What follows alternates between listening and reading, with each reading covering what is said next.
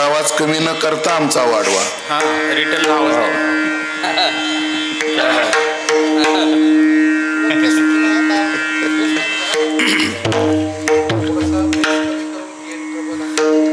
आवाज आवाज झोपलेला आहे आमचा आधीच.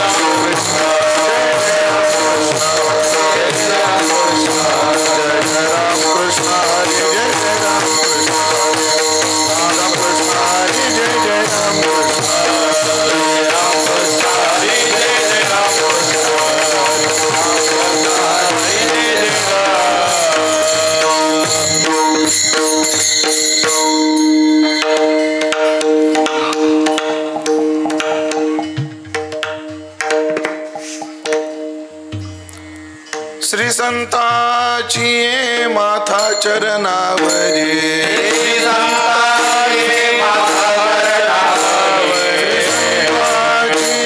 माथा चरणावरी साष्टांग हे करी दंडवत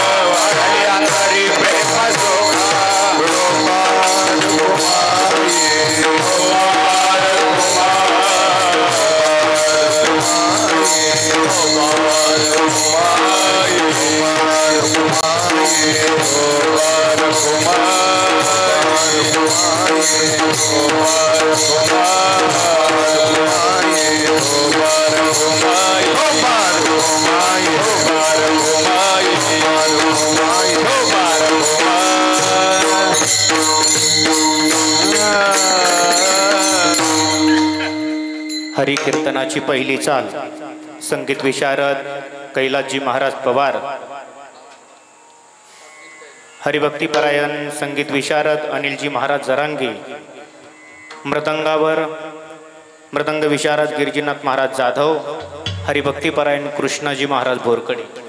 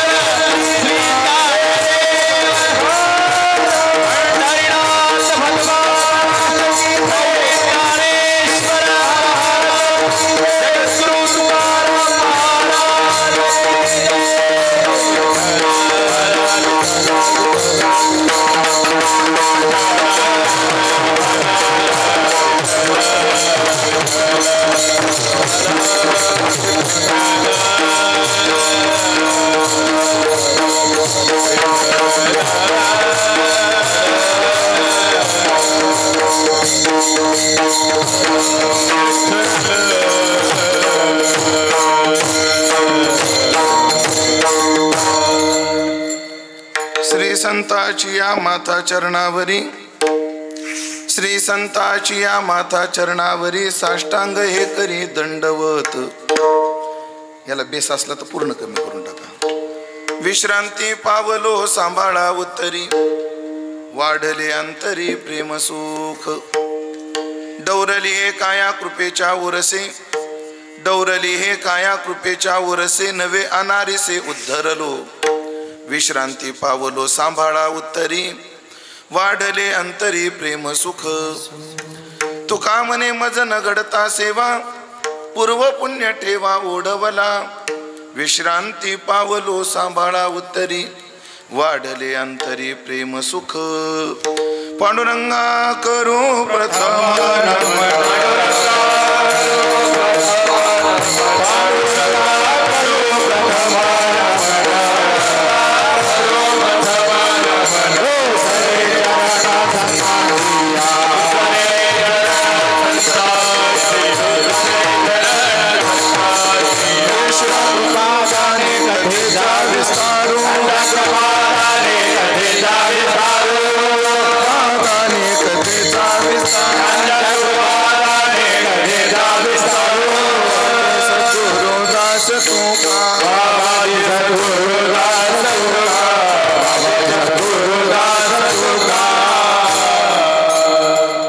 सद्गुरु तुकया ज्ञान दीपा. नमो सद्गुरु सच्चिदानंद रूपा. नमो सद्गुरु भक्त कल्याण मूर्ती. नमो सद्गुरु भास्करा पूर्ण कीर्ती. सेवे लागी सेवक झालो, सेवे लागी सेवक झालो. सेवे लागी सेवक झालो.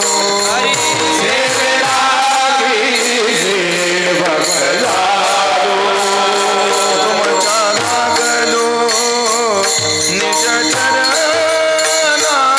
तुमच्या लागलो.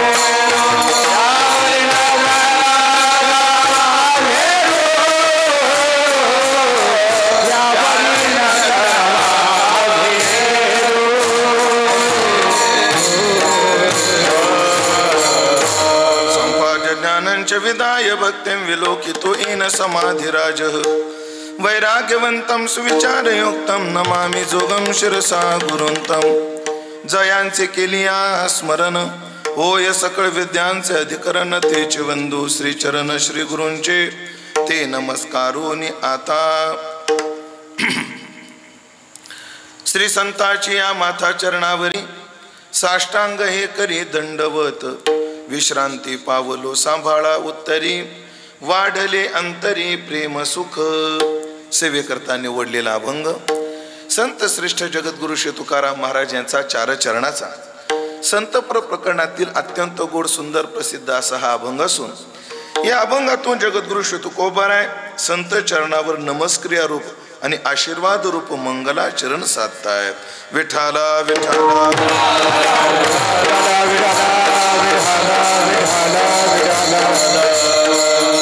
परम पावन संत श्री नारायणगिरी बाबा यांच्या पावन दरबारात उपस्थित सर्व भाविक सज्जन वैष्णव गुणीजन महाराज मंडळी यांच्या भव्य आणि सन्माननीय उपस्थितीमध्ये पूज्यपाद प्रातस्मरणीय नारायणगिरी बाबा यांच्याच नावाने ज्या आश्रमाला सामाजिक आध्यात्मिक आणि शैक्षणिक या तिन्ही गोड अशा आदर्शांचा मिलाप आहे, त्रिवेणी संगमय अशा पावन या आश्रमात या तीर्थावर पूज्यपाद बाबांच्या स्मृतीला अभिवादन करण्याच्या हेतूने तथा हे वर्ष जे आहे ते जगद्गुरु तुकाराम महाराजांचं त्रिशतकोत्तर अमृत महोत्सवी वर्ष वैकुंठ गमनाचं तेही औचित्य साधून या ठिकाणी भव्य दिव्य भक्ती उत्सवाचं आयोजन झालेलं आहे की ज्याची आज सुरुवात आहे आणि या उत्सवातील पहिल्या दिवसाची चिंतन सेवा माझ्या वाट्याला या सर्व संस्थांचे सर्वेसर्वा या उत्सवाचे परम मार्गदर्शक आमचे पारमार्थिक स्नेही आदरणीय हरिभक्तीपरायण समन्वय महर्षी आमचे उद्धवजी महाराज मंडलिक आदरणीय महाराज श्रीजींच्या आज्ञेतून ही सेवा माझ्या वाट्याला आलेली आहे। या सेवेचं आमंत्रण या सेवेची आज्ञा जेव्हा पूज्य महाराजांनी दिली तेव्हा प्रवासाच्या दृष्टीने आजचा दिवस फार सोयीचा होता। मी महाराजाला म्हटलं मी पहिल्या दिवसाची सेवा करतो। महाराज म्हणले पहिला दिवस आहे, म्हणलं काळजी करू नका, एकदा पाया भक्कम झाला की तुम्हाला बरं जाईल ते पुढचा उत्सव करायला, काळजी नका करू म्हटलं। पायाला असा धोंडाच पाहिजे मोठा तर बिल्डिंग चांगली टिकत असते। आणि काय सेवा करायची, महाराजांची आज्ञा पाळायची त्याचा निर्णय आता जे विठ्ठल नंतर होईल, आता काय पाहिजे म्हणून आदरणीय महाराजांची आज्ञा आहे, बाबांची सेवा आहे आणि सेवेकरता दास उभा आहे। ही सेवा पूर्णत्वाकडे जात असताना तुमच्यासारख्या अत्यंत भवादृश्य श्रोत्यांची उपस्थिती जशी सन्माननीय आहे तसं वारकरी संप्रदायाकरता योगदान देणारी अनेक साधू मंडळी या ठिकाणी उपस्थित आहे। सर्वांचा नाम उल्लेख मला करणं शक्य नाही कारण माझ्यात एक दोष आहे आणि तो वडलोपार्जित आलाय। आमच्या वडिलाला तुम्ही आत्ता जर जाऊन विचारलं की तुमच्या नातवाचं नाव काय तर माझ्या वडिलाला सांगता येत नाही, ते म्हणतात घरी विचारून सांगतो। व्यक्तीचं आणि गावाचं नावच माझ्या वडिलांच्या ध्यानी राहत नाही आणि तोच वसा आणि वारसा माझ्या वडिलांची मिरासी गा देवा, तो वसा आणि वारसा माझ्याकडे आलाय। माझ्याही बुद्धीमध्ये तो दोष आहे, एखादी व्यक्ती अनेक वेळा भेटते पण त्या व्यक्तीचं नावच माझ्या ध्यानात राहत नाही। नंदकिशोर महाराज हा दोष माझ्यात असल्यामुळे मला नाव ध्यानात राहत नाही, हा दोष असल्यामुळे मी लग्न सुद्धा केलं नाही। उद्या जर कोणी म्हटलं घ्या नाव तर कोणाचं घ्यायचं असा प्रश्न लक्षात राहत नाही ना। पण अंतःकरणात सर्वांविषयी माझा तेवढाच भाव आहे, तेवढाच आदर आहे म्हणून सर्व गुणीजन टाळकरी मंडळी यांच्याविषयी सद्भाव व्यक्त करतो। मृदंगाचं वैभव आज या ठिकाणी, भजनाचं वैभव आज या गोड गुणीजन मंडळीच्या रूपाने उपस्थित आहे। माझ्या डाव्या हाताला हरी आहे तर उजव्या हाताला हर आहे। गिरिजीनाथ हर आहे, कृष्णा हरी हर आणि हरी असा मिलाप मृदंगाचा आहे। दोन्ही मृदंगाचार्य योगायोग पहा, गिरिजीनाथांना आवर्तन चालीचं कैलासाचं मिळालं कारण गिरिजीनाथ कैलासावरच आहे ना आणि जरांग्यांची तर हवाच आहे, आता ते काय बोलायलाच नको। ही सर्व मंडळी गोड गुणीजन मंडळी या सर्वांविषयी सद्भाव व्यक्त करतो। आणि अभंगाच्या दृष्टीने चिंतनाचा प्रवास अगदी नियोजित वेळेमध्ये पूर्णत्वाकडे नेण्याचा दास प्रयत्न करणार आहे. आज चिंतनात आपण तुकोबारायचा गोड अभंग निवडलेला आहे की ज्या अभंगातून तुकाराम महाराजांनी संत चरणाचं मंगलाचरण साधलेलं आहे. आपल्याकडे उत्सवाची किंवा कोणत्याही कार्याची सुरुवाती मंगलाचरणाने केली जाते. हे सांगण्याची आवश्यकता या तरी व्यासपीठावर नाहीये, कारण सर्व श्रोते जाणून आहेत. मग ते मंगलाचरण 3 प्रकारचं असतं. नमस्क्रिया रूप असतं, आशीर्वाद रूप असतं आणि वस्तुनिर्देश रूप असतं. मला वाटतं संतांचं मंगलाचरण 3 रूपानं आजच्या अभंगात आपल्याला दिसून येतं. श्री या विशेषणानं वस्तुनिर्देशाचा विचार दिसून येतो. श्री संताची या माथाचरणावरी यातून नमस्क्रिया रूपी मंगलाचरण साधलेलं दिसून येतं. आणि विश्रांती पावलो सांभाळा उत्तरी यातून आशीर्वाद रूपही मंगलाचरण साधलेलं दिसून येतं. म्हणजे मंगलाचरणाचाही त्रिवेणी या अभंगातून आपल्याला दिसून येतोय. जगद्गुरु तुकोबाराय आज मंगलाचरण करतायत. मंगलाचरण शब्दाचा सरळ अर्थ मंगल आचरण. आणि ते मंगल आचरण म्हणजे काय? देवाचं स्मरण, देवाचं नाम, देवाचं रूप, देवाचे गुण, देवाचं धाम याची चर्चा हे मंगलाचरण आहे. मग हे मंगलाचरण आहे. खरं तर मंगलाचा विचार जेव्हा शास्त्रात येतो तेव्हा भीष्म म्हणतात मंगलानांच मंगलम. मंगलाचा मंगल कोण आहे? परमात्मा आहे. जगामध्ये मंगल स्वरूप परमात्मा आहे.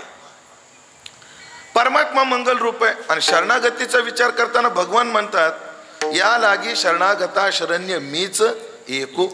शरणागतीचाही विचार येताना परमात्म्याकडेच जातो आणि मंगलाचाही विचार करताना परमात्म्याकडेच जातो. पण आज जगद्गुरु तुकोबाराय देवाचं मंगलाचरण न करता संतांचं करतात. किंवा आपण कदाचित तुकोबारायच्या गाथ्यामध्ये देवाचंही मंगलाचरण केलेली अभंग आहेत, देवालाही नमस्कार केलेली अभंग आहेत. पण आज मात्र आपण संतांना नमस्कार करणारा, संतांना आशीर्वाद मागणारा, अर्थात संतांचं मंगलाचरण करणारा अभंग निवडलाय. का बरं आज आम्ही देवाला डावलून संतांना पुढे घ्यायचं? त्याचं कारण काय? अगदी थोडक्यात 2 वाक्यामध्ये त्याचा विचार करायचा आहे. त्याचं पहिलं कारण आहे मंडळी, परमात्माच मंगल स्वरूप आहे असं जरी असलं तर त्याच परमात्म्याला विचारा तुझ्या ठिकाणी मांगल्य कोणामुळे आलं? तुझ्या ठिकाणी मांगल्य कोणामुळे आलं? तो स्वतः एकनाथी भागवतात म्हणतो माझ्या ठाई जे पवित्रपण ते या भक्ताचे नेनावे जाण. संत चरण रज वंदिता केवढी आली मज पवित्रता. माझी पायवनी वाहे माथा जाण तत्वता सदाशिव. देवाच्या ठिकाणी पावित्र्य हे संतांमुळेच आहे. देवाच्या ठिकाणी मंगलत्व हे संतांमुळेच आहे. एवढंच बोलू का? देवाच्या ठिकाणी देवत्व सुद्धा यांच्यामुळेच आहे. आमुच्या भावे तुझं देवपण आपण प्रसिद्ध वचन आहे. सांगण्याचं तात्पर्य मग असं आहे, जेव्हा आपल्याला मोठा स्टॉक पाहिजे असतो तेव्हा डीलरकडे जाण्यापेक्षा डायरेक्ट कंपनीकडे गेलेलं काय अडचणीचं आहे? ते सोपं जाईल आपल्याला, आहे ना. डीलरकडून त्याचं कमिशन, ते कमिशन खातो का जास्त आपलं तो कमिशन घेतो, त्याच्यापेक्षा आपण काय करू? डायरेक्ट फॅक्टरीकडे जाऊ. म्हणून मंगल स्वरूप, मंगलाची फॅक्टरी स्वतः भगवान आहेत. आगायक वैश्वयक धामा तुझा प्रसाद चंद्रमा. मंगल धाम संत आहेत एक. आणि दुसरा विचार, मंगल स्वरूप जसा देव आहे त्याच्या स्वरूपाला प्राप्त झालेले महात्मे सुद्धा अविभागीन दृष्टत्वात असं ब्रह्मसूत्रात जे म्हटलेलं आहे त्याच्यात विभाग नसल्यामुळे संत सुद्धा मंगल स्वरूप आहेत. कारण जनाबाईंनी ज्ञानोबारायच्या बद्दल वापरलेली भाषा पहा काय आहे. ज्ञानोबारायबद्दल जनाबाई महाराज म्हणतात ज्ञानदेव मंगल मुनी सेवा करी दासे जनी. सेवा करी दासे जनी. सेवा करी दासे जनी. ज्ञानदेव मंगल मुनी सेवा करी दासे जनी. सेवा करी दासे जनी. सेवा ज्ञानदेव मंगल मुनी सेवा करितासी जनी. सेवा करितासी जनी.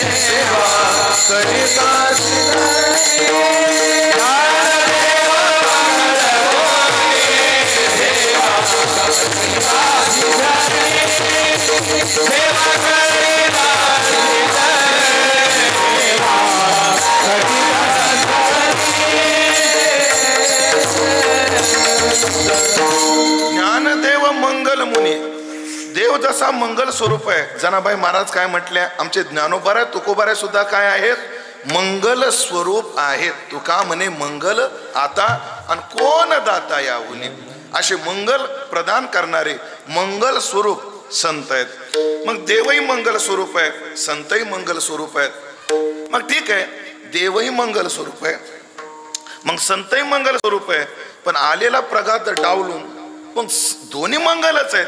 मग संताऐवजी तुम्ही आपलं माफ करा, देवाऐवजी संतांचं करण्याऐवजी तुम्ही देवाचंच मंगलाचरण काय केलं नाही. त्याच्यातला एक छोटासा फरक प्रस्तावनेत करणारे आणि अभंगात प्रवेश करणारे काय, देवाला शरण जाऊन अकल्याण झालेल्यांची यादी माझ्याकडे आहे.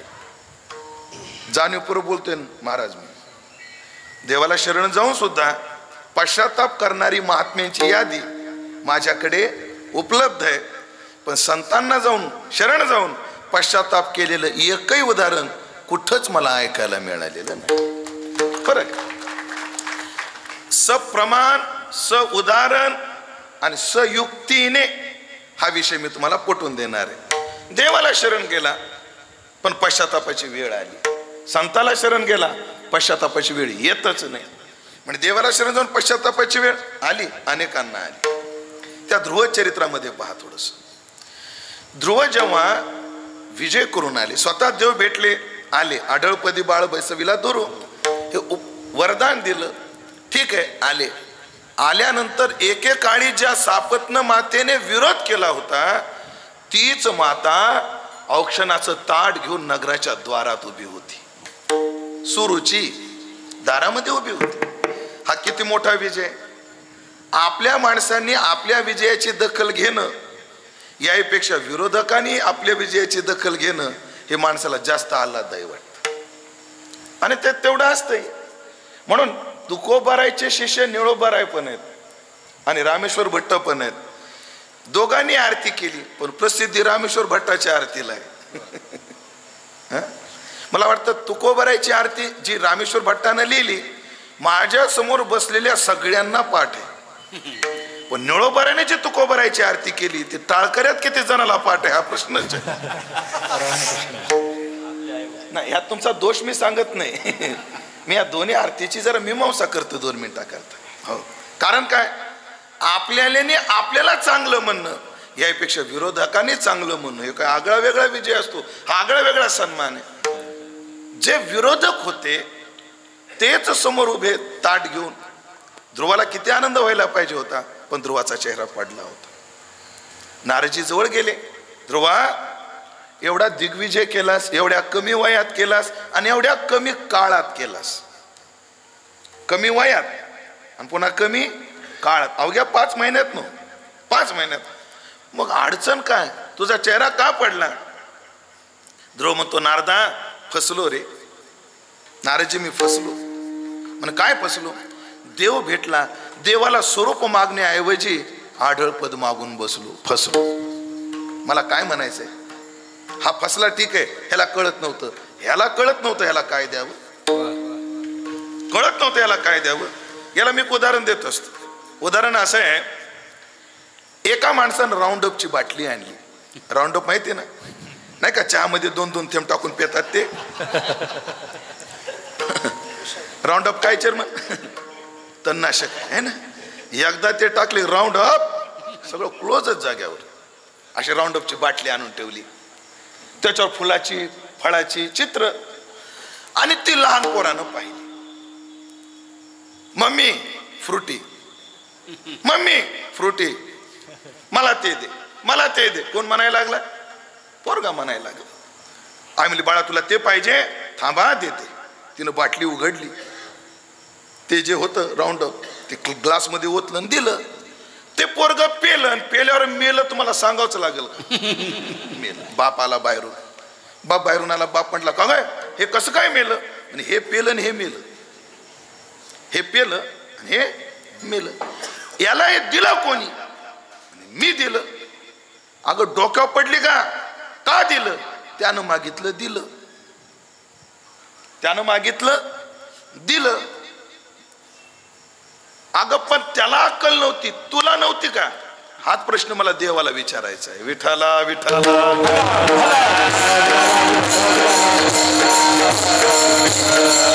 हाच प्रश्न मला देवाला विचारायचा आहे. बिभीषणाच्या वेळेत तुझी अक्कल कुठे गेली होती? ध्रुव शरण आला तेव्हा तुझा विचार कुठे गेला होता? कुठं तुझा विवेक झोपला होता? ऐकलं का? फरक करतो मी. देव इच्छापूर्ती करतो, पण या इच्छेत त्याचं कल्याण आहे का याचा विचार करत नाही. पण संत इच्छापूर्ती करतात आणि त्याच्या कल्याणाचाही विचार करतात. प्रमाण दोन्हीला देतो बाबा. एका जनार्दनी संत पूर्ण करीती मनोरथ. तुका म्हणे आम्ही जे जे इच्छा करू ते ते कल्पतरू पुरविता. देव सुद्धा इच्छा पूर्ण करतो, संत सुद्धा इच्छा पूर्ण करतात. पण दोघात फरक काय? देव इच्छापूर्ती करताना त्याच्या कल्याणाचा विचार करत नाही, संत मात्र करतात. मला हा प्रश्न विचारायचा आहे. ध्रुवाला कळत नव्हतं, याला कळत नव्हतं काय? आहेत पश्चातापाचे शब्द त्यांचे आहेत. म्हणे महाराज एक असं असतं, तुम्ही आता एक बाजू सांगून कधी गप्प बसायचं नसतं. तुम्ही काय सांगितलं की शरण आला ध्रुव, शरण आला बिभीषण, त्याचा कल्याणाचा विचार न करता पद दिलं आणि फसवलं. पण तुम्ही असंही उदाहरण दिलं पाहिजे की आलेल्या शरणागताची इच्छा पूर्ण करून त्याच्या कल्याणाचा विचार संतांनी केला. अशी उदाहरणं दिली पाहिजे. तुम्ही देणार आहे, एक रामायणातलं देणार आहे आणि एक माझ्या अनुभवातलं देणार आहे. विठाला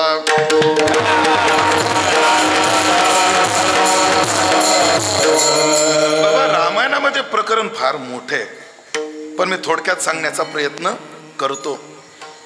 राम आणि लक्ष्मणाला अहिरावण आणि महिरावणाने चोरून नेलं. अहिरावण आणि महिरावणाने राम लक्ष्मण चोरून नेले. राम लक्ष्मण नेले आणले चोरून. हनुमंतराच्या वर्णनात ते शब्द आहेत, नेले. हनुमंतानं शोध घेतला, जाऊन पाताळा केली देवीच्या अवकाळात. ते पूर्ण अभंगातलं वर्णन पहा. पण ते अहिरावण महिरावण मरत नव्हते. कोण? अहिरावण महिरावण मरत नव्हते. का मरत नाही? याचं वर्म सापडल्याशिवाय युद्धात विजय मिळणार नाही असं हनुमंताला वाटलं. मग ह्याचं वर्म कोणाला विचारावं? साक्षात त्याच्याच घरी हनुमंतराय गेले. कोणाच्या? या अहिरावण महिरावणाच्या घरी हनुमंतराय गेले. अहिरावण महिरावणाची बायको चंद्रसेना दारात बसलेली होती, सगळ्यांना माहिती. हनुमंतरायनं इकडचं तिकडचं नाही, बायकोच फोडली. काय बुद्धिमतां वरिष्ठम. विचारलं, चंद्रसेने कुठे गेले भाऊ? गेला असेल म्हणे मूड. आपलं लक्षात आलं, काम होण्यासारखं आहे, काम होण्यासारखं आहे. शुभ शकून आहे, शुभ शकून आहे. म्हणे कुठे गेले मला माहिती आहे, पण एक गोष्ट विचारायला आलो तुला मी. म्हणे काय? म्हणे अहिरावण महिरावण तुझे नवरा मरत कसा नाही? म्हणजे कसा मरल? म्हणे तो का मरत नाही याचं वर्म सांग बरं. फुकट नाही सांगणार म्हणले, आज एक विनिमय करावा लागेल. मराठीत बोलू का? एक डील करावी लागेल.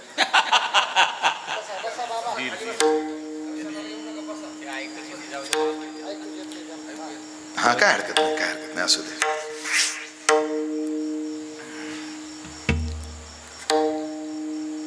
फेटा राहिला बाबा, काय हरकत. चोपदार उद्या तिथे एक जणांना उभं राहायचं. दोन टाळकऱ्याच्या बाजूला उभं राहायचं. एकदा काय झालं माहितीये का? जगन्नाथ अण्णाचा एक गोष्ट सांगतो. पैठणला नारळ्यामध्ये कार्यक्रम होता अण्णांचा. अण्णांचा कीर्तन होतं नारळ्यात आणि असाच प्रसंग घडला. हो नाही, पैठणमध्ये नारळा म्हणून तो भाग आहे नारळ, तिथे अण्णांचा. अण्णाने चोपदाराकडे पाहिलं. अण्णा म्हटले, एरवी चोपदाराच्या हातात काठ्या असतात, आज काट्याच्या हातात चोपदार आहेत की काय?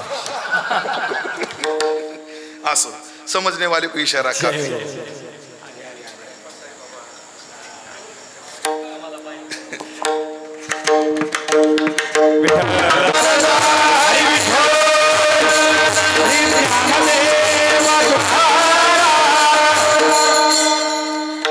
ती चंद्रसेना म्हटले, मी सांगेल वर्म, पण त्याच्या आधी एक तुला माझ्याशी विनिमय करावा लागेल. विनिमय काय? राम माझ्या शेजेला आला पाहिजे. डन. पण हनुमंतराय हुशार, पोट कलम टाकून ठेवलं, बरं झालं. पण अपशकुन झाला न पाहिजे. आता एक कथा सगळ्यांना माहिती, विस्तार आता करत नाही. झालं, तिनं सांगितलं पाताळामध्ये भुंगे आहेत, ते अमृत आणतात आणि ऐरावण मैरानावर टाकतात. हनुमंतराय गेले, तलवार काढली, सगळे भुंगे मारले, एक भुंगा शरण आला. तो भुंगा म्हटला, तुम्ही म्हणेल ते करतो, फक्त ईडीची नोटीस तेवढी पाठवू नका. आणि ते म्हणे वेळेवर कामी ये. पण तो त्या भुंग्याशी थोडासा करार केला, एक भुंगा सोडून दिला. ऐरावण मैरावणाचं युद्ध झालं, ऐरावण मैरावण मेले. रामप्रभू लखनजी म्हणतात, हनुमंता विजय प्राप्त झाला, चला पुढच्या प्रवासाला. नाही म्हटले, थोडंसं थांबावं लागणार आहे, असं असं झालंय. अरे तुला काय अक्कल?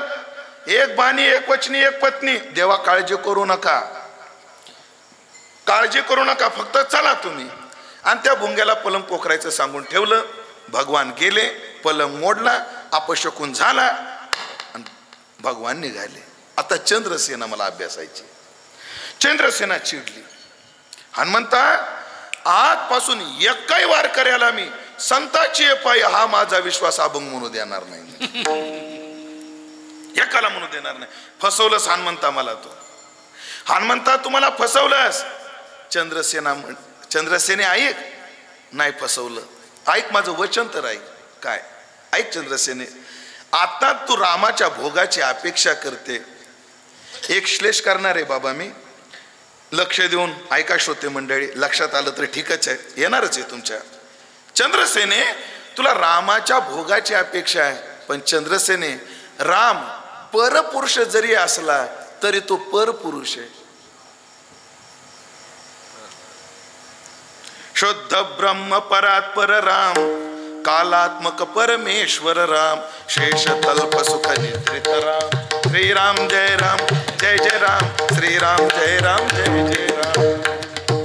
शुद्ध ब्रह्म परात्पर राम. ओ उत्तम पुरुषस्तु अन्यः, परमात्मा इति उदावृता. हा तो उत्तम पुरुष आहे, पर पुरुष आहे. पण चंद्रसेने सध्या तो पर पुरुष आहे, तुझ्या पतीच्या इतर आहे. तू आता जर भोग घेतलास ना चंद्रसेने, तुझ्या पतिद्रोहाचा आणि व्यभिचाराचा दोष तुझ्या डोक्यावर बसेल. बरोबर ना?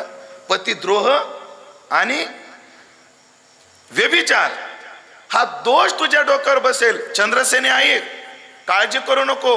तुला एक दिवसाचा भोग पाहिजे होता ना रामाचा. ऐक, या कल्पामध्ये, या युगात थोडी दमदर, पुढच्या युगामध्ये तू सत्राजिताची कन्या सत्यभामा होऊन ये आणि आयुष्यभर रामाचा भोग घे. आता दोन्ही गोष्टी पहा. चंद्रसेनेची इच्छा पूर्ण झाली की नाही? एक दिवसाची इच्छा होती, आयुष्यभर राम शेजेला आला, इच्छा पूर्ण झाली. पण कल्याणाचा विचार करून, कल्याणाचा विचार करून. म्हणून साधू कल्याणाचा विचार करतो साधकाच्या. म्हणून देवापेक्षाही संतांची शरणागती फार महत्वाची आहे. कारण साधू नुसत्या इच्छापूर्ती तर करतातच करतात. का लढ्याचे लढे सरती, मनोरथाचे मनोरथ पुरती, जरी माहेरे श्रीमंत होती तुम आयशे. ज्ञानोबरायचं सद्गुरुनाथाबद्दल काय म्हणणं आहे? लढ्याचे लढे सरती. हो, आता ऐका, हा प्रकार आहे देवाच्या आणि संतांच्या शरणागतीतला. मी मगाशी म्हटलं तर माझा एक अनुभव सांगतो 2 मिनिटात. मी आळंदीला आलो 99 साली आणि आंब्याचे दिवस आले. खूप आंबे खायची इच्छा झाली, पण परिस्थिती नव्हती आंबे विकत घ्यावे अशी. पण आमचा परमार्थात काळ फार थोडा गेला, पण खूप चांगल्या महात्म्याच्या सहवासात गेला, म्हणून काहीतरी आमच्या पदरी पडलं. अनिल महाराज काळ फार थोडा गेला परमार्थात आमचा, पण खूप चांगल्या महात्म्यांच्या. आळंदीला आलो, फक्कड महात्मा आमचे शिवाजी महाराज पोळू भेटले. सिद्धपेठात जयराम बाबाचे शिष्य शिवाजी महाराज पोळ. त्यांनी आल्या सांगितलं, ज्ञानेश्वरी घे आणि मंदिरात पारायण कर. त्या काळात त्यांनी माझ्याकडून 25 ते 30 ज्ञानेश्वरीची पारायण आजान वृक्षाच्या बागेत करून घेतली. आजान वृक्षाच्या बागेत मी पारायण करत होतो ज्ञानेश्वरीचं. आणि आंबे खायची काय झाली, इच्छा झाली. आणि ऐका ना, वाचत होतो ओव्या, तेवढ्यात पाठीमागून एक बाई आली आणि तिनं माझ्या खांद्याला असं असं केलं. मी माग वळून पाहिलं तर ती बाई मला म्हटली, महाराज तुम्ही मंदिरातच असता का हो? हो ताई असतो. काय नाही हो, माझा नियम आहे, ज्ञानोबाऱ्याला आंबे वाहिल्याशिवाय मी आंबे खात नाही हो. आणि गर्दी तर खूप आहे, पोराला थांबायला वेळ नाही, एवढे आंबे तुम्ही ज्ञानोबाऱ्याजवळ ठेवाल का हो? मला एक आंबा खायची इच्छा झाली आणि तिने हापूस 11 आंबे आणले. ही घडलेली घटना आहे, ह्याच्यातलं एकही मिथ्या वाक्य नाही, अन्यथा वाक्य नाही. 11 आंब्याची पिशवी माझ्या हाती दिली आणि माझ्या मनात पाप आलं. जे तुमच्या मनात आलं ना तेच माझ्या मनात आलं. आता तुम्ही ज्या विचारचक्रात घोळताय ना तेच विचारचक्र माझ्या डोक्यात तेव्हा घोळलं. तेच घोळलं. फक्त ही बाई जायची, मी काय करत होतो, वाट पाहत होतो. आता पहा, तुम्ही आळंदीला आलेले आहेत मंडळी, नंदकिशोर महाराज, मी आहे आजन वृक्षाच्या बागेत. ती बाई सुवर्ण पिंपळापर्यंत गेली आणि पुन्हा वापस आली. म्हणलं सक्रात आंब्यावर फिरली बाबा, आता काय खरं दिसत नाही. पण पुढे ऐकण्यासारखं. माझ्या मनात असं आलं होतं, ज्ञानोबाऱ्या जवळचे तरी कोण खाणार आहे, आपण ज्ञानोबाऱ्याचे बघते, आपण आंबे खाऊ, हे म्हणण्यात आलं होतं. ती बाई परत आली आणि हे पुढचं वाक्य ऐकून तुम्हाला आश्चर्य वाटेल, हे सांगोवांगी नाहीये, घडलेलं आहे माझ्या जीवनात. ती बाई मला म्हटली, महाराज ज्ञानोबाऱ्याला 1 ठेवा, 10 तुम्ही खा. माझी इच्छा पूर्ण झाली की नाही? झाली की नाही आंबे खायची? ज्ञानोबाऱ्याने माझी इच्छा पूर्ण केली, पण पाप न होऊ देता मी जर त्या बाईच्या वक्तव्याच्या आधी जर आंबे खाणार होतो, पण कोणाचा तरी विश्वासघाताचं पाप मला लागलं असतं. इतक्या लवकर का रे, डिझेल पुरतं थांब ना थोडस, काही कळत नाही तुम्हाला.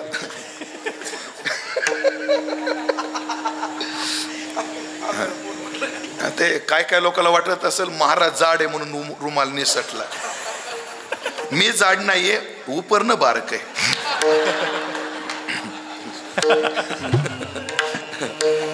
ऐका म्हणजे विचार सांगत होतो. मी आधी आंबे खाणार होतो, नंतर हे आंबे खाल्ले, पण आधी खाल्ले असते ना विश्वासघाताचं पाप लागलं असतं. ज्ञानोबाऱ्याने माझी इच्छा झाली आणि ती बाई आजान वृक्षाच्या बागेपासून सुवर्ण पिंपळापर्यंत जाईपर्यंत तिच्या बुद्धीत पालट केला.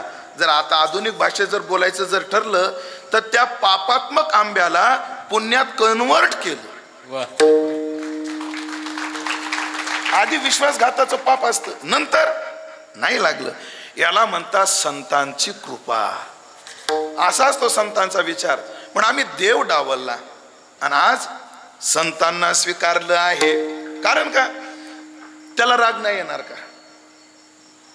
एखाद्या चांगल्या कपड्याच्या दुकानावर जायचं, विकोण्यावर जाऊ आणि तिथं जाऊन त्यांना म्हणायचं चांगला कपडा कुठं भेटल. एखाद्या चांगल्या कीर्तनकाराला म्हणायचं एखाद्या चांगल्या कीर्तनकाराचा फोन नंबर द्या ना आम्हाला. किती मोठा अपमान. आणि देवाला जर विचारलं, देवा आम्हाला मंगलाचरण शरणागती करायची, कोणाची करावी? जो म्हणला शरण्यम गतीर भरता प्रभू साक्षी निवास शरणम सुरुत, या लागी शरणागता शरण्य मीच येत, असं म्हणणाऱ्याला जर संत शरणागतीची भाषा केली तर राग येत असेल का? तर उत्तर आहे त्याला राग येणार नाही.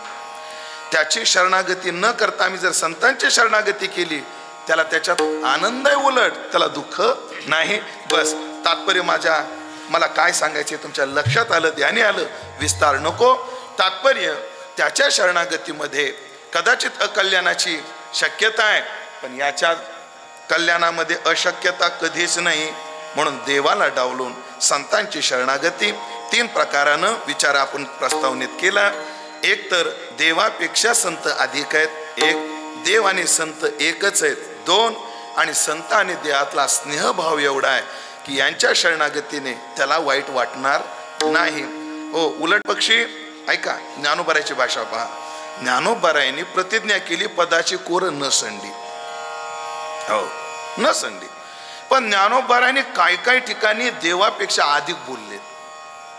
काय काय श्लोकाचं भाष्य पहा तुम्ही. मला पाहिजे तेवढ्याच एका श्लोकाचं भाष्य सांगतो. ज्ञानोबाराय देव जे बोलता बोलता राहिले तेही बोलले.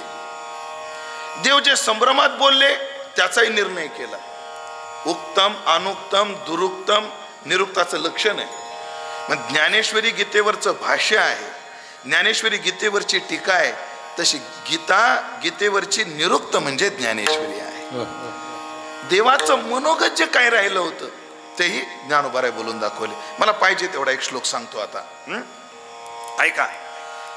ज्ञानोबाराय पदाची कोर न संडी, पदाच्या पुढे न जाणारे ज्ञानोबाराय आहेत. पण काय काय ठिकाणी ज्ञानोबारायांनी पदाचा जो उपमर्द केला त्यातला एक उपमर्द सांगतो. ऐका श्लोक. दैवी हेषा गुणमयी मम माया दुरत्यया मामेव ये प्रपद्यन्ते माया मेतांतरन्ति ते. या श्लोकावर पहा. माया दुरत्यय आहे, हो, पण ती माझीच आहे, दुर्गम आहे. पण मामेव ये प्रपद्यन्ते, जे मला नाही, जे मलाच शरण येतात ते माया नदी तरतात, असा श्लोकाचा भाव आहे. पण त्याच्यावरचं भाष्य पहा. आधी तर तरंती पदाला धरून ज्ञानोबारायांनी नदीचं रूपकच केलं, सांग रूपक केलं. तिचा उगम सांगितला, तिचे तट सांगितले, तिचा फेस सांगितला, त्यातली मीन कोणते हे सांगितलं. सगळं सगळं सगळं सांगत या नदीमध्ये तरण्याचे उपाय कोणी कोणी केले, ते कसे कसे निष्फळ झाले हा विषय हाताळला. आणि ह्याचा तरणोपाय काय आहे हे निर्णय सांगत असताना श्लोकातल्या पदाला न्याय दिला. येथ एकची लीला तरले, जे सर्व भावे मज भजले, तया आईल थडीच सरले मायाजळ. बघा, मामेव ये प्रपद्यन्ते, मलाच, आणि येथे एकची, त्या चला सुद्धा न्याय दिला ज्ञानोबारायांनी. पण ज्ञानोबाराय तिथं थांबले असतील तर नवल. ज्ञानोबारायांनी देवाचं वर्णन केलं. देवा, जो तुम्हाला शरण येतो तो माया नदी तरतो, पण काय नाही, तू एकटाच आहे असं नाही.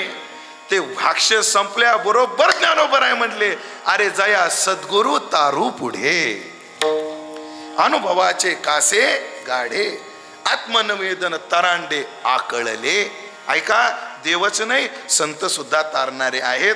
ज्ञानदेव म्हणे, हो, तरलो तरलो आता उद्धरलो, गुरुकृपे विस्तार झाला.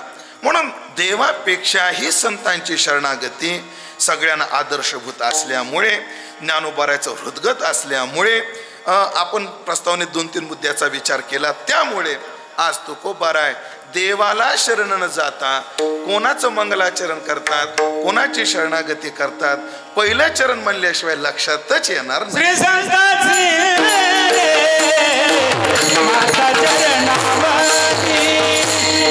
Shri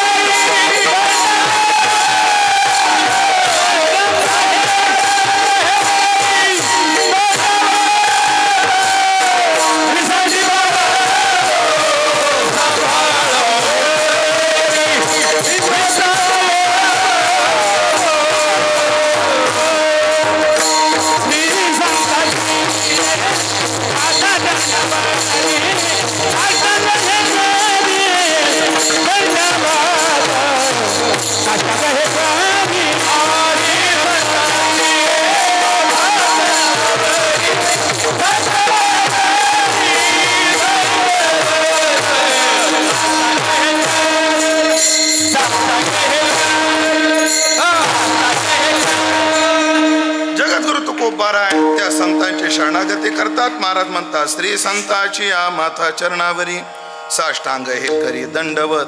त्या श्री संतांच्या चरणावर आमचा माथा आहे. आता संतांचा उच्चार श्रीकारपूर्वक केलेला आहे. आपल्याकडे आदरणीय सन्माननीय पवित्र वस्तूला श्रीकार लावण्याची पद्धत आहे. काही ठिकाणी क्षेत्राला श्री आहे. श्री क्षेत्र पंढरपूर, श्री क्षेत्र नेवासा. काही ग्रंथाला पण श्रीकारपूर्वक उच्चार आहे. श्रीमद भगवत गीता, श्रीमद भागवत आहे ना, ग्रंथाला श्रीकार आहे. कुठं कुठं ज्येष्ठाला आपल्या वड श्रीमान ज्येष्ठांना श्री लावला जातो. देवालाही श्री आहे, श्री विठ्ठल. तसं संतांनाही श्री आहे. पण श्रीचा अर्थ काय आहे तर श्री शब्दाचा अर्थ आधी पंचदशीच्या आधारानं करू. नम श्री शंकरानंद गुरुपादांबू जन्मने सविलास महामोह ग्राह ग्रासैक कर्मने. पंचदशीतला पहिला श्लोक आहे. विद्यारण्य स्वामी आपले सद्गुरूंना शंकरानंदाला नमस्कार करतात. नम श्री शंकरानंद. श्री शंकराला नंदांना मी नमस्कार करतो. त्या शंकरानंदाला जे श्री लावलं त्या पंचदशीवर प्रसिद्ध ज्या 2 टीका आहेत, एक रामकृष्णी टीका आहे आणि एक पितांबरी नावाची टीका आहे. त्यामध्ये रामकृष्णी जी टीका आहे त्याच्यामध्ये श्री शब्द का सद्गुरूला लावला त्याचे त्यांनी 2 अर्थ केले. त्यांनी सांगितलं श्री म्हणजे माझे सद्गुरू रिद्धी आणि सिद्धी याने संपन्न आहेत. एक अर्थ केला रिद्धी सिद्धी श्री शब्दाचा. आणि दुसरा श्री शब्दाचा अर्थ केला त्यांनी भूती. भूती म्हणजे वैभव, ऐश्वर्य. ऐश्वर्य संपत्ती वेगळी आणि ऐश्वर्य वेगळं. माझ्याकडे 100 एकर जमीन आहे. नाहीये बरं, बघू नका असं माझ्याकडं सांगायला लागलोय मी. जाऊ द्या. एखाद्याकडे 100 एकर जमीन आहे ही त्याची संपत्ती आहे. पण त्याच्या फोनवर आमदार पळत घरी येतो हे त्याचं ऐश्वर्य आहे. हो, त्याच्या पायाजवळ लक्ष्मी आहे ही त्याची संपत्ती आहे. पण आकाश सर्वत्र वसावे, वायूने नाव बरी उगे नसावे, पावके दहावे, वर्षावे जडे हे त्यांचं ऐश्वर्य आहे. म्हणून संताजवळ रिद्धी सिद्धी आहे, संपन्नता आहे आणि ऐश्वर्य आहे. काय ऐश्वर्य? ऐका संतांचं ऐश्वर्य. मी लौकिक ऐश्वर्य सांगत नाही बाबा. आता एक लौकिक सांगतो. चला एक लौकिक सांगून जातो. वेदा चल रेड्याच्या तोंडातून बाहेर ये. रेडा बोलायला लागला. ऐश्वर्य ज्ञानोबरायचं. चल भिंते चल, चांगदेव आलाय, त्याला भेट द्यायची. त्याचा अहंकार जिरवायचा आहे, त्याची नाही जिरवायची.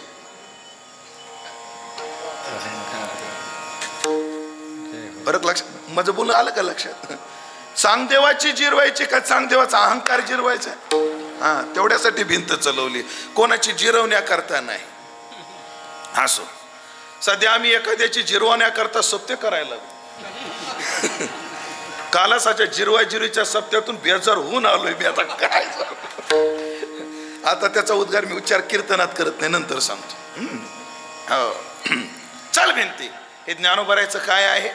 ऐश्वर्य लौकिक. आता ज्ञानोबरायची भाषा पहा, साधूचं अलौकिक ऐश्वर्य पहा. तो जेवती वास पाहे, तेवती सुखाचीच सृष्टी होय, तो म्हणे ते तर आहे महाबोध. हे त्यांचं काय आहे? ऐश्वर्य आहे. अशा रिद्धी सिद्धीनं संपन्न असणारे, ऐश्वर्यानं संपन्न असणारे संत म्हणून श्री संताची. पण शब्दकोशात श्री शब्दाचे जे अनेक अर्थ आहेत त्याच्यातले 1-2 अर्थ मी पाहणार आहे आणि कणाकणा आडत असं घेऊन तुम्हाला मोकळं करणार आहे. 1-2 अर्थ पाहू. श्री शब्दाचा एक अर्थ कोशामध्ये केलाय. श्री म्हणजे सौंदर्य. सुंदर संतांना मी नमस्कार करतो. श्री शब्दाचा अर्थ आहे ऐश्वर्य. केलाय तो अर्थ पुन्हा एकदा करणार आहे. ऐश्वर्यवान संतांना मी नमस्कार करतो. श्री नाम विद्या. विद्या संपन्न संतांना मी नमस्कार करतो. बस झाले 3 अर्थ. भरपूर आहेत. आवाक्यात जेवढे तेवढंच. हो, शब्द तेवढाच द्यावा जेवढा आपल्याला पाळता येतो. कोणा संतांना नमस्कार करतो? जे सुंदर आहेत त्या संतांना. संत सुंदर आहेत, अतीव सुंदर आहेत. हो, अतीव सुंदर आहेत संत. नाथांना विचारा. नाथांना विचारलं, नाथा ज्ञानोबाराला तुम्ही पाहिलं तर पाहिलं ना, 200-300 वर्षाचा काळ गेला तरी मी पाहिलं. कधी पाहिलं? ज्ञानोबाराच एकदा स्वप्नात आले आणि मला सांगितलं, अरे आजान वृक्षाची मुळी माझ्या कंठाला लागली, हे बरं काढण्याकरता. मग आळंदीला गेलो, शोध घेतला, नंदी माझारी देखिले पाव आणि विवरामध्ये प्रवेश केला. आणि जेव्हा मी पाहिलं तेव्हा दिव्य तेज पुंज मदनाचा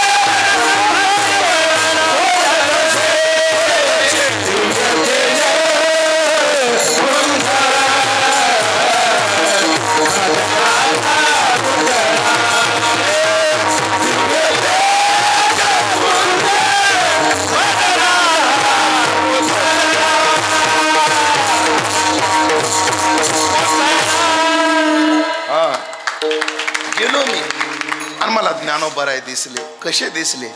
दिव्य तेज पुंज मदनाचा पुतळा, असे सुंदर ज्ञानोबाराय दिसले. ज्ञानोबारायकडे सुंदरता आहे की नाही? आहे. ज्ञानोबाराय सुंदर आहेत. चला, आमचे एखादे साधू आहेत अष्टावक्रासारखे, त्याच्याकडे शरीराचं सौंदर्य नाही. सगळेच काय उद्धव महाराजसारखे भाग्यवान नसतात, काय आमच्यासारखे करंटे बी आहेत. उद्धव महाराजाकडे पाहिलं की ज्ञानोबारायची ओवी आठवते. सद्भाव जीवगत हृदय सहजची असत आणि स्फटिक ग्रहीचे डोलत दीप जैसे. भास्करगिरी बाबाकडे पाहतो मी, है ना, कसं तेज आहे महाराज. आत बाहेर चोखाळू आणि सूर्य जैसा निर्मळू. पण जसं शरीराचं सौंदर्य महत्वाचं आहे. चला, अष्टावक्रासारख्या साधूला बाबा नाही शरीराचं सौंदर्य मिळालं, आहेत बिचारे आठ जागर वाकडे तिकडे आहेत. पण सौंदर्य ही भाषा केवळ रूपावर नसते, गुणावर पण असते. आता माझ्या ज्ञानोबारायच्या गुणांचा विचार करू. कसे गुण आहेत? ज्ञानोबा राय उत्तम लेखक आहेत हे सांगण्याची आवश्यकता नाही. ज्ञानोबा राय उत्तम वक्ते आहेत हे सांगण्याची आवश्यकता नाही. उत्तम वक्ते ज्ञानोबा राय, हो ज्ञानोबा राय उत्तम वक्ते आहेत. वक्त्याकडे लागणारी समय सूचकता जी ज्ञानोबा रायकडे ती कोणाकडेच नाही. बघा तुम्ही ज्ञानेश्वरीचा अभ्यास करा, खास करून दृष्टांतांचा अभ्यास करा. कधी ज्ञानोबा राय चांगल्या विषयाला लय सामान्य दृष्टांत देतात. जैसा जना माझी खिचर असतची जना नवे गोचर, तैसा शरीरी परी संसार नोळ घेता येते. सांगायचा होता महात्मा आणि दृष्टांत दिला भूताचा.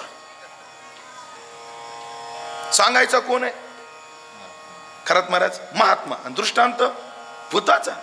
आता याच्या उलट पहा, क्षत्रियाचे गुण सांगत असताना 18व्या अध्यायात क्षत्रियाचा 5वा गुण सांगायचा होता.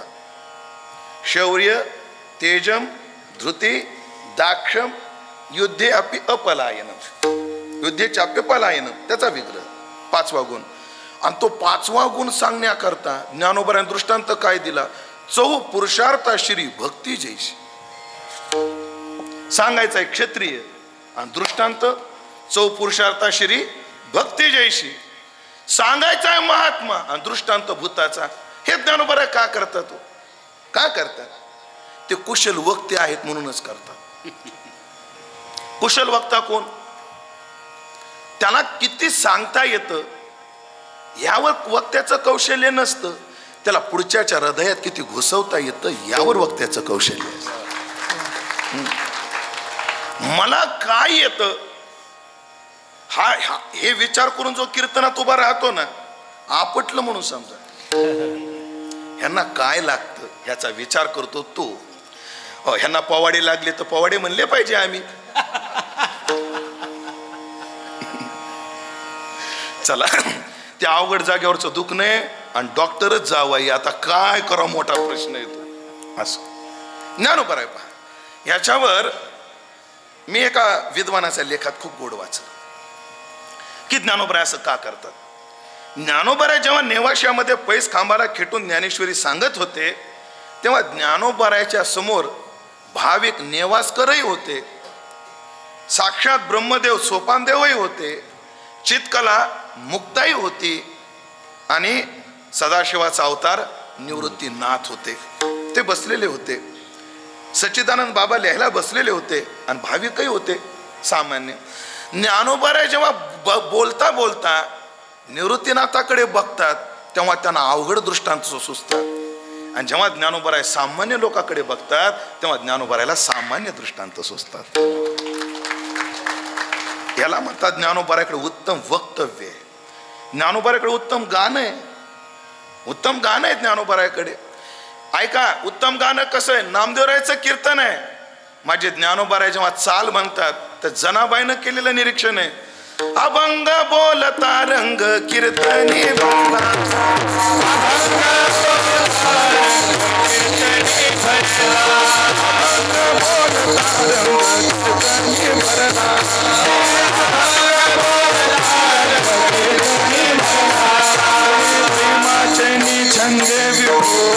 प्रेमाचे छंदे नाचू लागला नाचू लागला.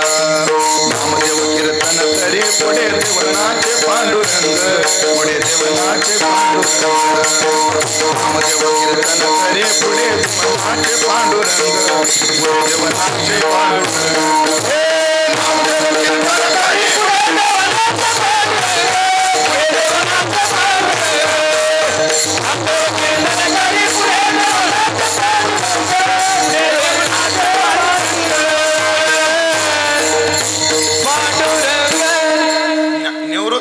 नामदेवरायचं कीर्तन आहे म्हणा आळंदीकर. अशी आरोळी ठोकलेली आहे. कोणी? माझ्या जनाईने आरोळी ठोकली. ज्ञानोबारानं अभंगाला चाल लावली आणि ऐकलं का? कीर्तनात रंग ठोबा रुक्माईनंतर नाही, ज्ञानोबाराने चाल म्हणल्याबरोबर रंग भरला. किती भरला? जगाच्या मालकाला सुद्धा डोल धरावा वाटला एवढा रंग भरला. कशामुळे? गाण्याचं कौशल्य असल्यामुळेच. म्हणून जबाबदारी गायकाची.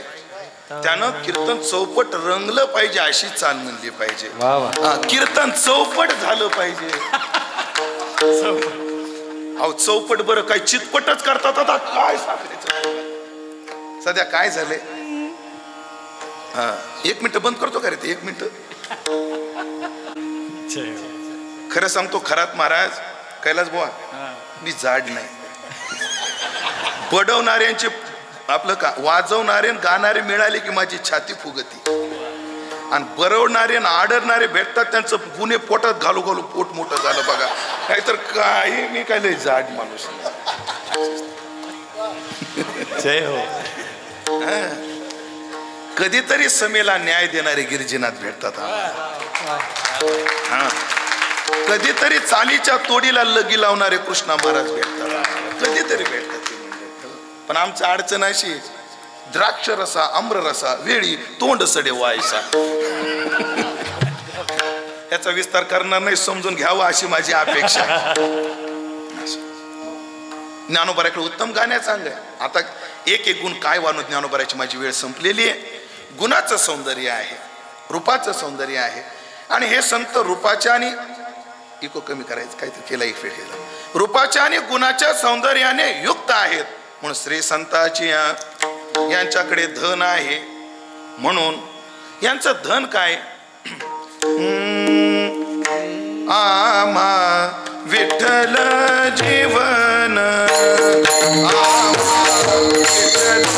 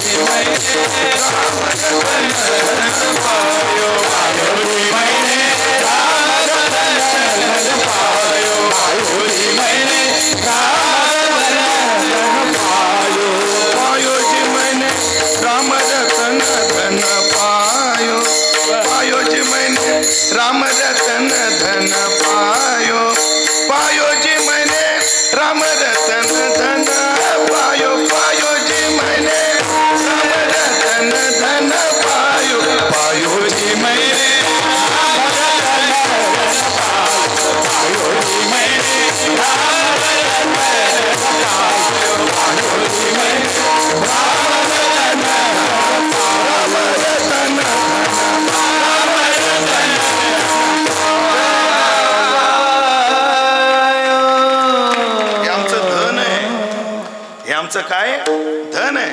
ह्या चाली सुद्धा आमचं धन आहे. क्या बात आहे. या चाली सुद्धा आमचं काय आहे धन आहे. या धनानं ते संपन्न आहेत.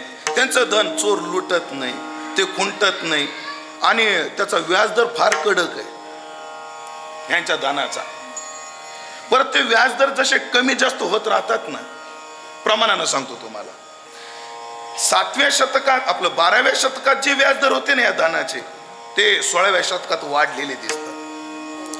व्याजदराच्या पद्धती आहेत दर साल दर शेकडा, दरमहा दर शेकडा, दर साल दर शेकडा, 5%, 6%, 7%, 8%. काय असेल काय आपला तेवढा अभ्यास नाही, असला तरी दाखवायचा नसतो कीर्तनात. हा ते रेट आहे. सावकारी दरमास दरमहा दर शेकडा 3%, 4%. पण आमचा जो व्याजदर आहे ना, व्याजदर मीराबाईचा व्याजदर आहे दर दिवस दर शेकडा 25%. बढत दिन सवायो. तुकोबारायचा व्याजदर ह्याच्यापेक्षा कडक आहे. दर सेकंद दर शेकडा 100%. सुखया संत समागमी नित्य दुनावे. इथं बढत दिन सवायो आणि इथं काय आहे नित्य दुनावे. म्हणजे दर क्षण दर शेकडा 100% व्याजदराचं धन आमच्याकडे आहे. हो व्याजदर आहे म्हणून असं धन आहे. म्हणून श्री संत विद्या काय आहे सकळे शास्त्रे स्वयंभे निगती कोंब सगळं शास्त्र आहेत. म्हणून श्री संताची या आणि अशा संतांच्या चरणावर मी माथा ठेवतो. माथा वैकुंठवासी विठ्ठल बाबा घुले सांगायचे माथा म्हणजे नम्रतेचं प्रतीक आहे. नम्रतेचं प्रतीक आहे.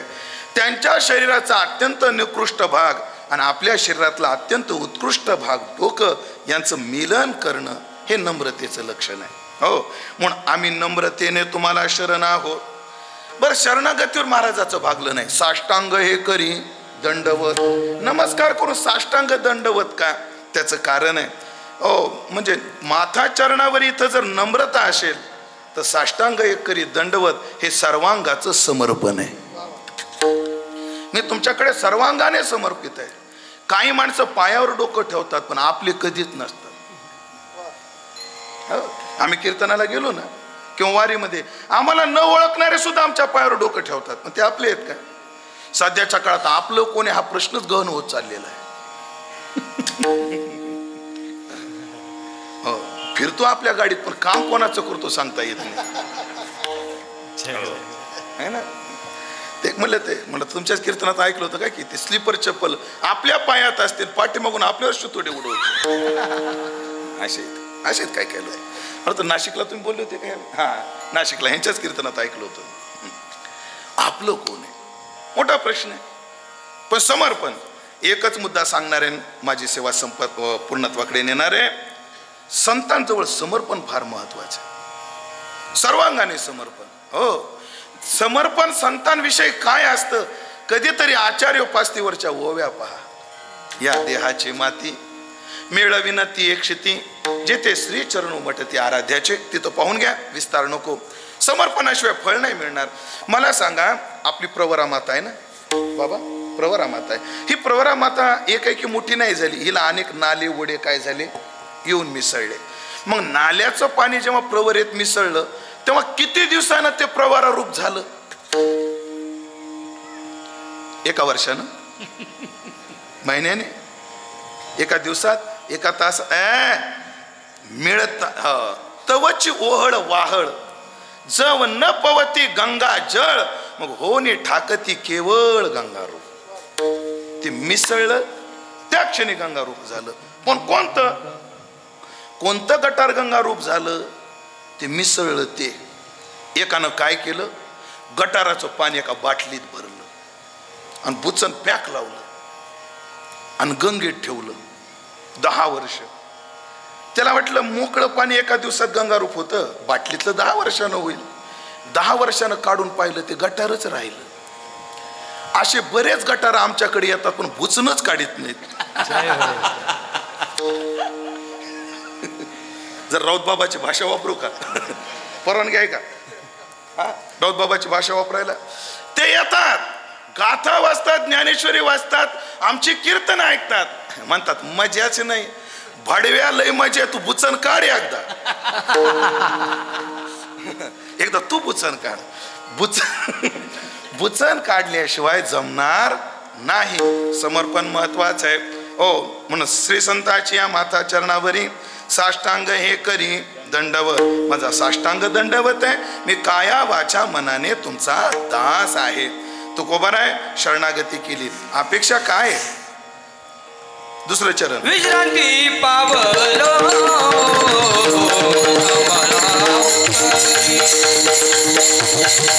विश्रांती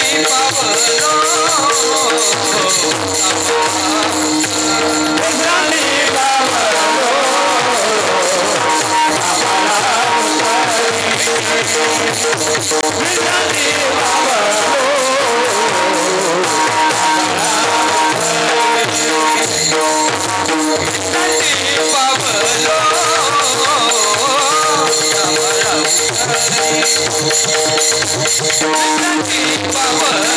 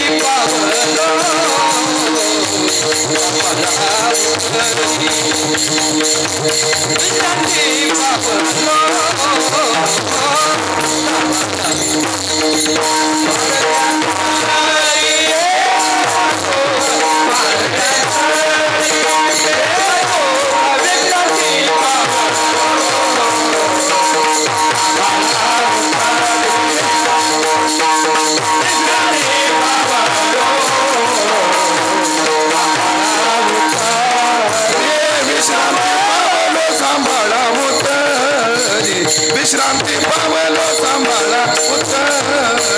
विश्रांती पावलो सांभाळा उतरे.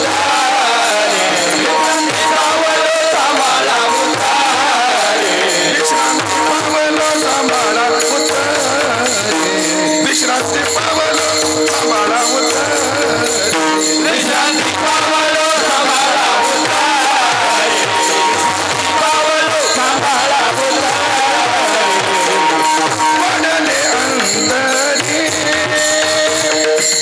पडले अंतरे प्रेम सुख विश्रांती पावलो सांभाळा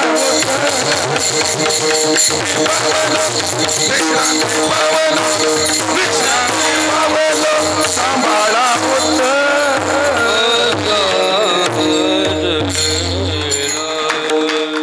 विश्रांती पावलो. हो, फक्त आता संसारात फार तापलो होतो. संसाराच्या तापे तापलो मी देवा. आणि संसारात तापच आहे. पटवून देऊ, ज्यांचं ज्यांचं लग्न झालं त्यांनी हातवर करा बरं.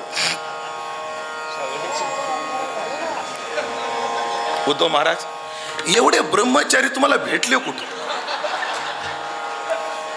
एवढे ब्रह्मचारी सध्या आळंदीत भेटणार. हे बाळा, तुझं नाव काय रे? मोठ्याने सांग ना. मकरंद. ह्यांचे लग्न झालेत का सगळ्यांचे? झाले ना? हात वर केले काही नाही. का केलं नाही सांग का तुला? हे लग्नाला एवढे वैतागले, हात वर करायची वासनाच राहिली नाही. एवढे थकले ते. तो सावध होय बाळा. हा, माझ्या गाडी जागा नाही तर बाबा आहेतच आपली सांभाळायला, काळजी नको करू. हो, पण तो संसार शांताची सावली एकच ओवी देतो. विश्रांती पावलो. काय विश्रांती? 12व्यातले गोड का 9व्यात का 12व्यातली ओवी आहे. तुमची दिठी वियेचे ओले, तुमचे दिठी वियेचे ओले, सासन्नले प्रसन्नतेचे मळे, ती सावली देखून लोळे श्रांत जे. हृदयस्पर्शी उभी हो. तुमच्या नेत्रातून वाहणाऱ्या कृपा सलिलान, तुमच्या नेत्रातून वाहणार, तुमच्या दिठी वियेचे, तुमच्या दृष्टीतून जो ओलावा ओसरलाय, जो कृपा सलील प्रवाहित झालाय, त्यानं काय झालं? प्रसन्नतेचा मळा फुललाय. आणि तुमच्या त्या प्रसन्नतेचा मळा पाहून मी संसाराच्या रस्त्यानं श्रांत झालेला, तिथं मला विसावा प्राप्त झाला. मला वाटतं आता नाही या चरणाचा अर्थ सांगायची गरज. विश्रांती पावलो. फक्त एक करा, तुमच्या चरणापर्यंत आलो, परमार्थाचा योग आलाय, क्षेम करा, सांभाळा. उत्तरी एक अर्थ बाबा. आणि दुसरा अर्थ, महावाक्याचा उपदेश करून मला तिथपर्यंत न्या. आली मुखा वाटा अमृत वचने, सांभाळा उत्तरी. कारण वाढले अंतरी प्रेम सुख. तुमच्याकडे पाहिलं, विषय सुख नाही वाढलं, मग प्रेम सुखाची वृद्धी झाली की जे प्रेम सुख नित्यानंदाच्या सुखाच्याही पुढे आहे. वाढले अंतरी प्रेम सुख. महाराज तुमच्या अंतःकरणात प्रेम सुख प्रगट झालं हो, पण प्रेम म्हणजे अनिर्वचनीय वस्तू आहे. ती डोळ्यानं दाखवता येत नाही, बोलून सांगता येत नाही. पण तुम्हाला प्रेम वृद्धिंगत झालं हे कशावरून? ज्ञानोबराय म्हणतात, आणि संभ्रमाची आयती तरी स्नेह ये व्यक्ती. व्यवहारावरून प्रेमाचा अनुमान करावं लागतं. तुमच्या प्रेमाचा ओलावा एवढा झाला, डौरली हे काया कृपेच्या ओरसे. तुमच्यामुळे काया डौरली. डौरली म्हणजे मोठी झाली असं नाही. आता ह्या कायेवर असणारे रोम उभे राहिले, डोळे जळवाय लागले, कंठावरोध व्हायला लागला, रोमांच, स्वरभंग, वेपतुहू, वैवर्ण्य, अश्रू, प्रलय, अशा अष्टसात्विक भावानं ती काया बहरली. डौरली हे काया कृपेच्या वरसे. आणि तुमच्या जवळ आल्यावर आता माझा निश्चय झालाय, नवे अनारेसे उद्धरलो. माझा उद्धार निश्चित निश्चित निश्चित होणार, हे माझी आता काय झाली? खात्री झाली. आतापर्यंत संसारामध्ये मी उद्धाराला जाईल ही शक्यताही नव्हती. कधी मी पंडिताकडे गेलो, ते सांगतील सांगता येत नव्हतं. ज्ञानाकडे गेलो, शंकाच होती. तो विचारील या जन्मी किंवा पूर्वजन्मी निष्काम कर्म उपासना करून मल विक्षेप तुझे गेलेत काय, आणि आवरण भंगार्थ साधन चतुष्ट संपन्न युक्त तू झालायस का, आणि मग आते. पण संत तसं नाही. ऐका निवृत्तीनाथा बद्दल ज्ञानोबराची भाषा. अरे कैवल्य कनकाची या दाना, न कडसी थोरासाना, दृष्ट्याच्या हे दर्शना पाढावो जो. तू कोणालाही कमी जास्त न पाहता तुमचे अवतारे, तू काय मोक्षाचा अधिकारी, कैवल्याचा अधिकारी आणि मोक्षाची सोडी बांधी करी असे देणारे तुम्ही समर्थ आहात. पण आता माझा उद्धार होणार यात कसलीच शंका नाही. संतांनो तुमची मला भेट झाली. खरं तर तुमची भेट भाग्याशिवाय पुण्याशिवाय होत नाही. पण काय जाणू, मला नाही वाटत माझं पुण्य या जन्मीचं असेल. पण मला असं वाटतं, तो का म्हणे मज न घडता सेवा. मला तुमची सेवा घडली नाही. कारण का? ज्ञान कधी मिळतं, संत कधी भेटतात. गुरु शुश्रूषया विद्या पुष्कलेन धनेन वा, अथवा विद्या विद्या चतुर्थम नोपलभ्यते, असं आहे. पण तुमची भेट झाली, या जन्मात तर मला काही सेवा नाही घडली. सत्यगुरु राये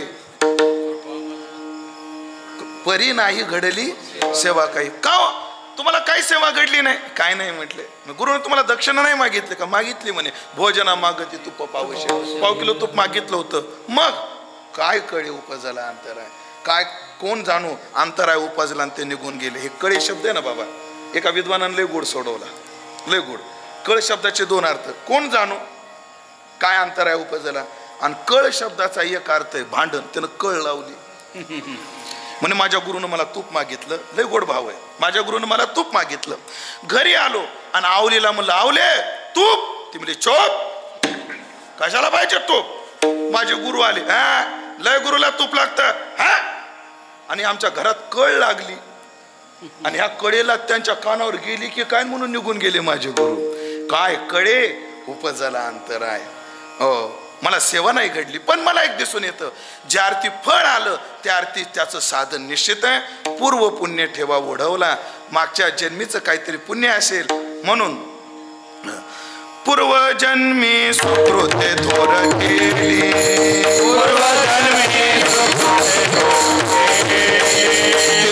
आजी फळाशी आली, परमानंदू आजी मानाशी भेटी झाली या संताची. आजी मानाशी भेटी झाली निर्धनाशी धन लाभ झाला, जैसा अचेतने प्राण प्रगटला, परमानंदू आजे मानते चालिया. तुषापुरते गोड वाटत, तुषापुरते गोड पंढरीनायाचे भक्त भेटत परमानंदो आहे माझ आलिया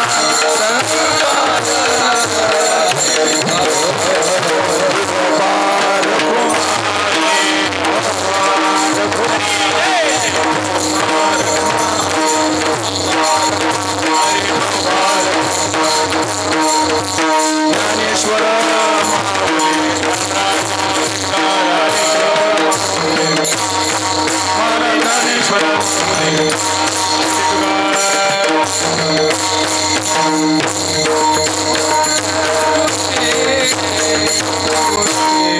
एकच भाव सांगायचा आणि सेवा संपवायची.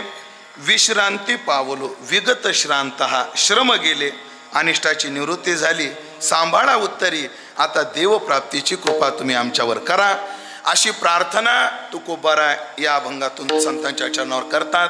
आज आपल्या सप्ताहाचा पहिला दिवस आहे. आजपासून आम्ही या साधनेला सुरुवात करतोय. मग आपण नारायणगिरी बाबाच्या चरणी तर नमस्कार करूच साष्टांग दंडवत त्यांना घालूच पण त्यांच्याकडून हीच अपेक्षा ठेवू आम्हाला परमार्थामध्ये संसाराचे श्रम जावे आणि प्रभू चरणाचं सुख आम्हाला प्राप्त व्हावं. म्हणून या अभंगातून काय असतं पहिल्या दिवशीच्या कीर्तनकाराला श्रोत्याची भूमिका तयार करायची असते. असा नियम आहे साधारणतः असा नियम आहे. म्हणून आज भूमिका काय आहे आज सुरू झालंय असेच मोठे मोठे वादक रोज येणार आहेत असेच मोठे मोठे गायक रोज येणार आहेत जे फक्त यूट्यूबला पाहायला मिळतात ते ऐकायला मिळणार आहेत. मोठे मोठे कलाकार येणार आहेत चांगले चांगले गोड गोड महात्म्य कीर्तना करता येणार आहेत. महाराजांची निवडच फार गोड असते. आजचीच कशी चुकली कोणास ठाऊक पण त्यांची निवड छान असते. छान आहे हो वादच नाही. काय कीर्तन बोर असलं पाहिजे असं नाही महाराज. कीर्तन निरस नसावं पण कीर्तन संत वाङ्मयाच्या दृष्टीने सरस असावं. ध्यानात सरस असावं. एक त्याला मर्यादा आहे त्याला एक चाकोरी आहे. आणि आदरणीय उद्धवजी महाराजाचा कोणताही उत्सव असो मी अभ्यासलं त्यांच्या नियोजनाची पद्धती की ते चाकोरीबद्ध त्या नियोजनामध्ये नजर घालतात. ठीक आहे कधी कधी जानेलीवर लागतो अक्षय कुमारनं नाही कधी कधी पिक्चर हिट होत कधी कधी समाजाची अपेक्षा म्हणून करावं लागतं तो भाग निराळा. पण एक अत्यंत गोड गोड कीर्तन ऐकायला मिळणार आहेत आणि हे कीर्तन ऐकून हे परमार्थ करून गाथ्याचं पारायण करून उद्देश मात्र आपल्याला एकच ठेवायचा आहे काय संसाराचे श्रम जावे आणि परमार्थातली विश्रांती प्राप्त व्हावी अशी प्रार्थना त्यांच्या चरणी करू सेवेला पूर्णविराम देऊ. आदरणीय महाराष्ट्रजींची आज्ञा जशी जमेल तशी सेवा करण्याचा प्रयत्न केला. मी सुरुवातीलाच बोललो की दिग्गज मंडळी आहेत. आज आवर्जून आलेले परभणी जिल्ह्यातून एक मृदंगाचार्य आलेले आहेत. सध्या टॉप 10 पकवाजाची यादी काढली तर जे नाव घेतल्याशिवाय यादी पूर्ण होत नाही असं नाव आमचं कृष्णाजी महाराज बोरकडे यांचं. यादी पूर्ण होत नाही असं नाव आहे. आणि अत्यंत उत्साह अत्यंत नम्रता हो काही काही वाजवणार आहेत हो पण ताठ आहेत. पण आमच्या कृष्ण महाराजाच्या स्वभावाचं वैशिष्ट्य आहे महाराज फार नम्रता आहे आणि माझ्याविषयी त्यांचा अलौकिक असा स्नेह आहे.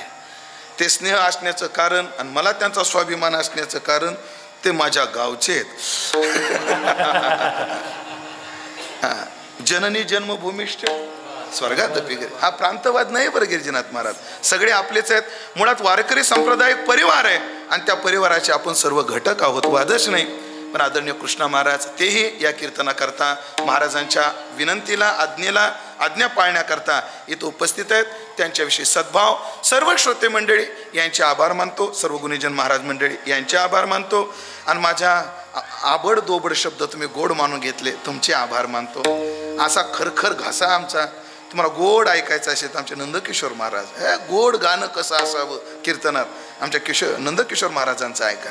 आमचं काय झालंय सांगू का. आमचं असं आहे देवाने आमच्यावर अन्याय केला महाराज. खरं देवाने अन्याय केला. एक तसे लई कृपा केली पण एक अन्याय केला. आवाज देताना लईच कृपणता दाखवली आणि नको तिथं मोकार उदार झाला बघा. देवाला सांगावं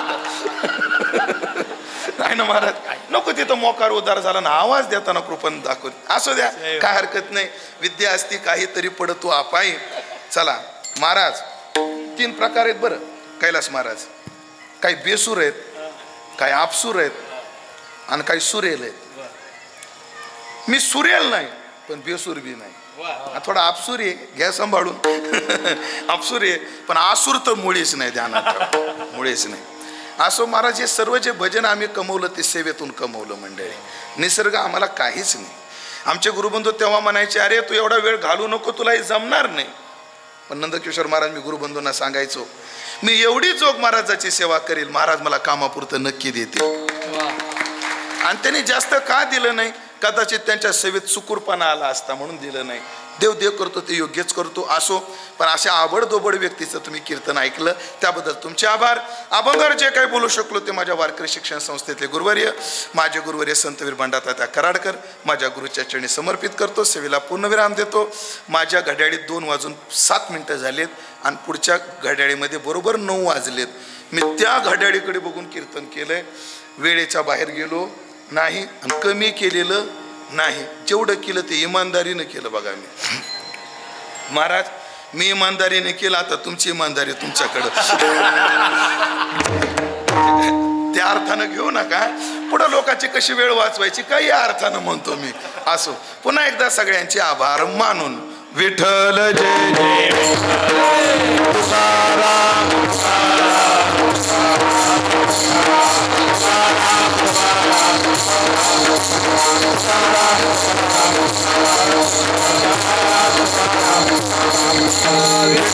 जय जय